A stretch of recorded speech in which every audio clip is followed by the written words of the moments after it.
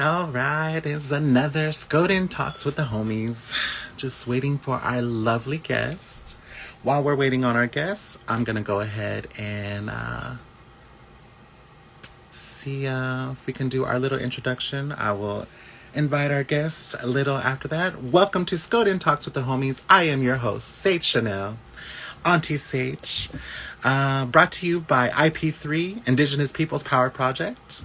IP3 is an organization that provides nonviolent direction action training, campaign strategy, and community organizing tools to support Indigenous communities taking action in defense of their homelands. For more information about IP3 or to send community training requests, you can visit the website ip3action.org or contact info@ip3action.org. Also, in honor of Native American Heritage Month and the tireless work of climate justice warriors everywhere, Indigenous Peoples Power Project has launched the Heartbeat of Homeland's Climate Justice Map, an interactive map of environmental issues affecting Indigenous communities across Turtle Island. To better inform our work on nonviolent direct action strategy, NVDA, build capacity in Indigenous communities, and to raise Indigenous voices, Indigenous Peoples Power Project is collecting Indigenous knowledge to build a first-of-its-kind climate justice map. Our goal with this project is to build on a foundation of Indigenous knowledge as opposed to a Western science approach, to share our stories, raise awareness, and build deeper connections in Indie country. If you have information on climate justice actions taking place in Indigenous communities not already included in our map, or would like to share Indigenous knowledge, media, or information for actions already listed, please use the submission form link in our bio as we build upon the heartbeat of the homeland's climate justice map. Each location will include an Indigenous knowledge sheet in PDF format, videos, images, and other media for our communities to deepen their understanding of these issues. And credit will be given for any information we receive. You can support this work and more by donating to IP3 Action, www.ip3action.org/donate. All right, darlings. Woo, got that one knocked out of the way. We are here for another episode of Skoden Talks. As soon as I invite our guest, go ahead and introduce. Let's see, here we go. Here. Let's see, did I do it right? Hello. Hello.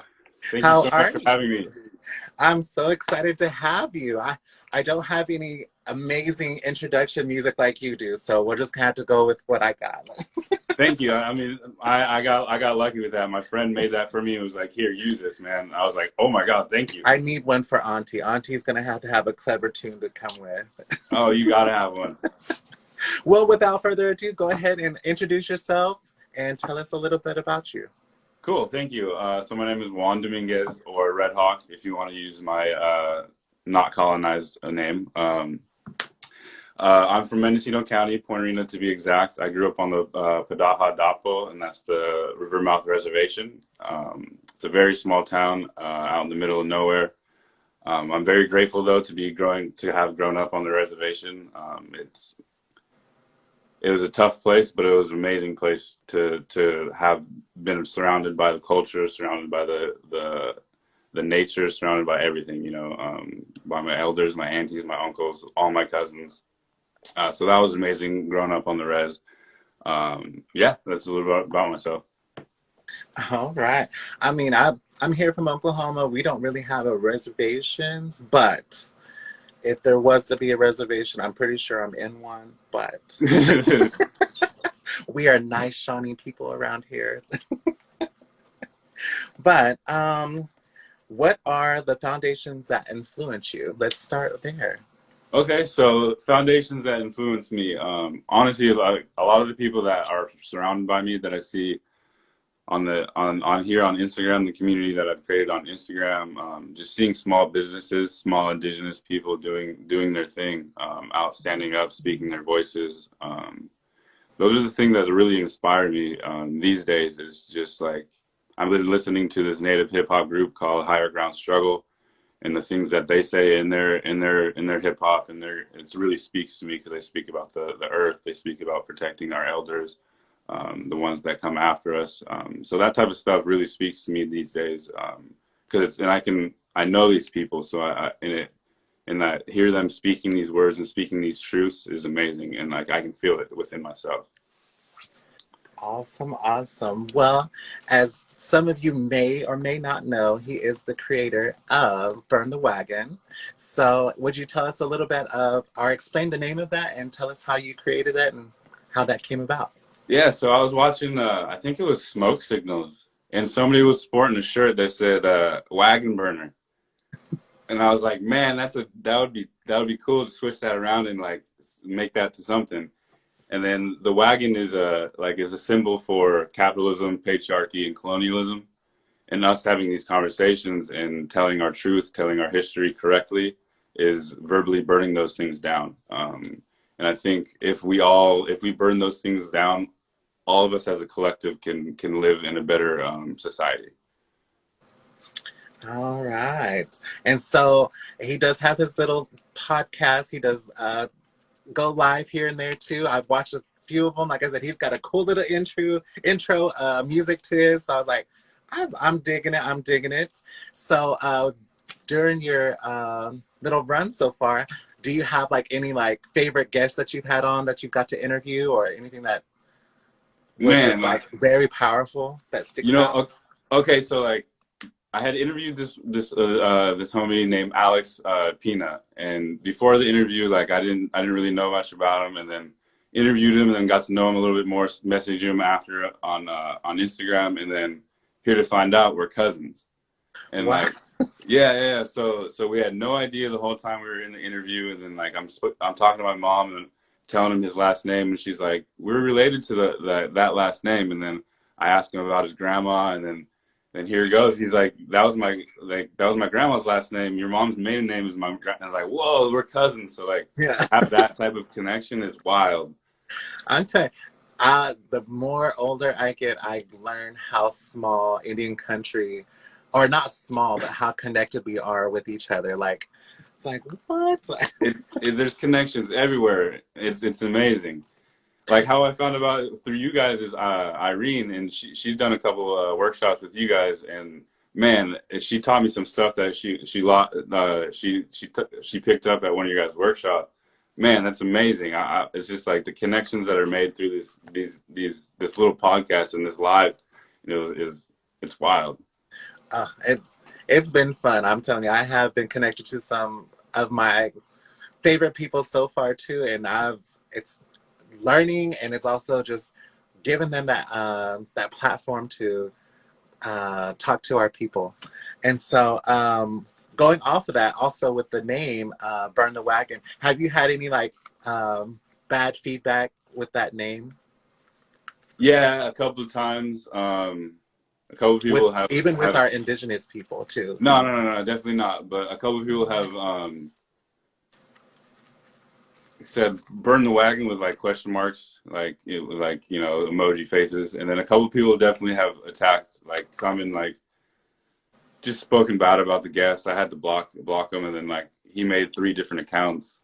So like it Wow. was, yeah. So like people are like really out there trying to like, I guess we're doing something right because we're getting to their nerves and like telling our truths is like I don't know, people. It's wild that people don't get like what we're talking about. But as far and Yes. like a couple people have said, don't you think it's a little bit violent? Like burn the wagon. It's like bringing violence, and that's why I kind of put in the description verbally burning the wagon of capitalism because I don't want to like bring. I don't want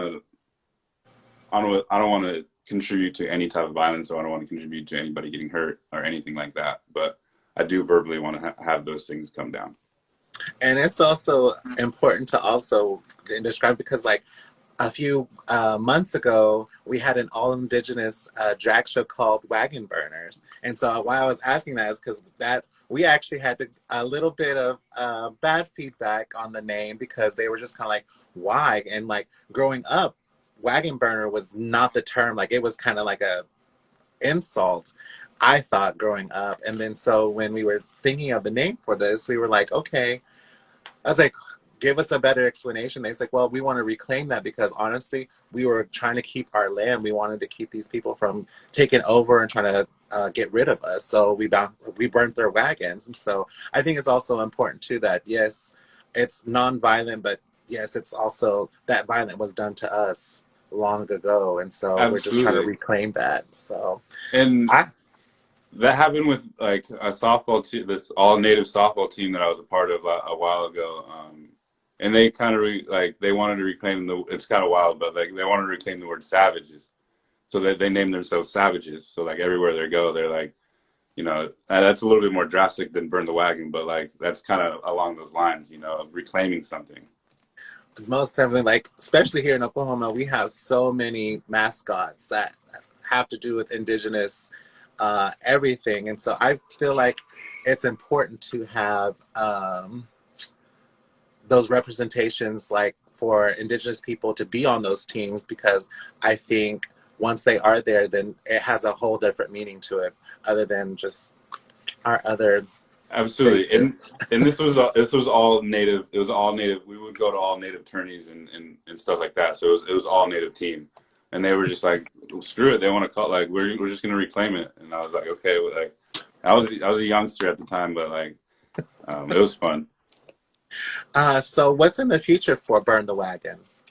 So I'm in the process of planning my first live event in my hometown. So it's going to be a live podcast with 3 guests. So that's a thing that's in the near future. But all around, I really want to go to people and interview them in person and kind of show a life of the res life. So yeah, that's a big thing for me is like getting people to realize that reservations exist and we still exist and our voices are here and the history needs to be told correctly and people need to be shown like where these reservations are, even though some of them are, I know mine's kind of trashed up and got cars everywhere, but It's got one good corner somewhere. yeah, exactly.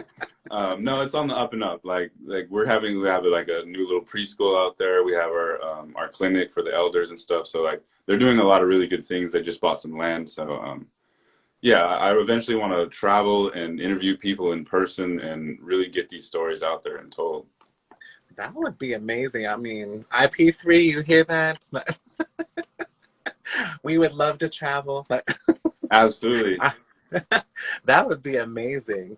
Has there been a favorite? Oh, well, we already asked that. Has there been a favorite you have interviewed? Well, has there also been like anyone that you would like to highlight that you have interviewed that has been like a big influence or impact? Yeah, so there's a couple. So I want to say Rosie Hammock or Rose Hammock is a big influence right now because she's doing a lot of amazing things in the community here in Northern California.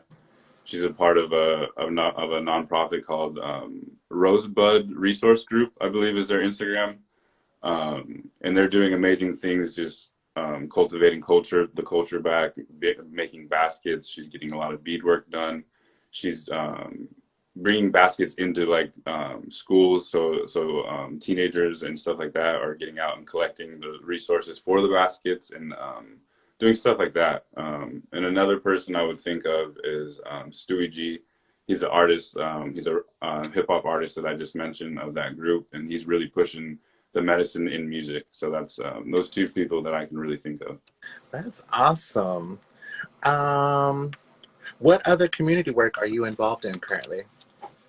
So it's not currently because like right now I'm really focused on the podcast and doing that.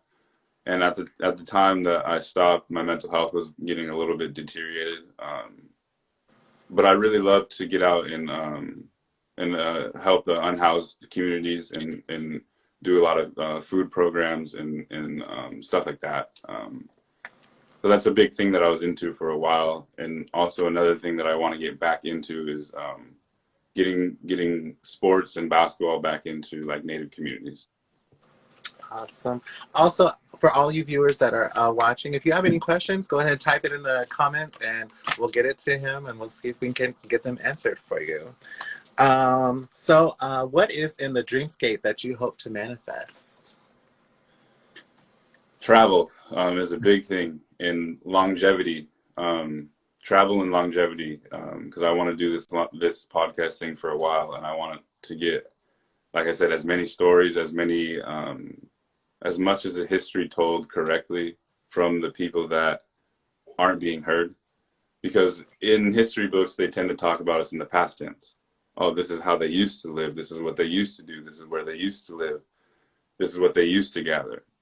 No, like we're still here. We're still gathering. We're still going. We're still, like you said, we're still manifesting to be heard, and that's what I started this podcast because we're not being heard. And a lot of platforms, we don't have a lot of native-based podcasts. Like recently with Reservation Dogs in Rutherford Falls. Before that, we didn't have a lot. We had smoke signals. Like that's the last thing that And the was really sad like. thing too is what we are getting talked about is our MMIW, people that have already passed or are missing, and it's sad, but it's the truth. But we've gotta talk about the now and talk about what's happening with our people and get it out there. 100%. And like you said, yeah, that's a good thing, but like that's not, our trauma isn't all who we are. Yeah. We're much more than that. We're much more diverse, and we're come in all shapes and sizes too. You know what I mean? It's not just the stoic native that talks in a certain way in the movies. You know what I mean? Like we exist all across the board, and I think doing different interviews, especially what you guys are doing too, is like you're doing different type of people, just showing all across the board who we are, and that's amazing to see. And that's another thing that inspires me too, is like seeing other people doing the same exact things, and even younger people than me too is amazing. Because I interviewed a girl that's 19 and she was in Vogue magazine for the work that she's doing. So yeah, it's amazing. So it's like that stuff inspires me. And to me, I believe in visibility so much. And then, like, to me, we've had so many shy leaders before us. They were just kind of like, no, don't do that. But I feel like once we are visible, we are heard and they can understand and grow with us, not grow apart from us. But everyone, we've all got to share this land together. And I think that is so important. So I'm right there with you. Is there a guest that you want to manifest and put that you hope to get to interview? Any indigenous folks that you're like, I have to have this on? I see Jackie Fong commented. I definitely want to hop in with them if they want to come on my podcast for sure. and just artists like that for sure. I'm still like right now. My mind is so focused on this doing this live that I haven't really reached out to anybody doing any lives lately. But yeah, it's people like that. Jackie Fawn. Man, who else? Who else can I think of? Oh, there's another person on. He's big on TikTok. I think it's Che Jim or something like that. I wanted to reach out to him. There's another Be Heard merch is somebody that I want to reach out to as well. Amplifying stuff like that, like because the businesses and stuff we need to keep the dollar into the Native community, you know, so to spread it around within each other. I know capitalism is a big thing that I want to burn down, but in our communities, we're living in really like poor communities, and once we get money, we go to Walmart, we go to the casinos, we go to all these different places where the money doesn't stay into our Native community. So I want to highlight businesses like beaters, like artists, you know, so like they make the money and hopefully continue to spread that money within the Native community. 100%. I'm guilty of going to the casino myself, but I try to go to a Native-owned one. Yeah, every time I go home, like there's a casino on our res. I play 40, $50. I'm like, oh shit. Yeah. So like I gotta practice what I preach too. You know what I mean? Like I wanted some new beaded earrings and eventually my penny machine. Is there a favorite Native dish that you like to feast on, or do you cook? So I just started learning how to make fry bread. Everybody knows about that. So another thing is it's called kachni. It's a type of bread that my mom it's like I'm trying to explain. It's like a pocket, like a pocket of bread. So you can cut it open, put over whatever butter in, whatever meat you want in, like stuff like that, and it cooks in the oven and it puffs up like a little puff ball. You cut it open in the middle. It's just like it's amazing.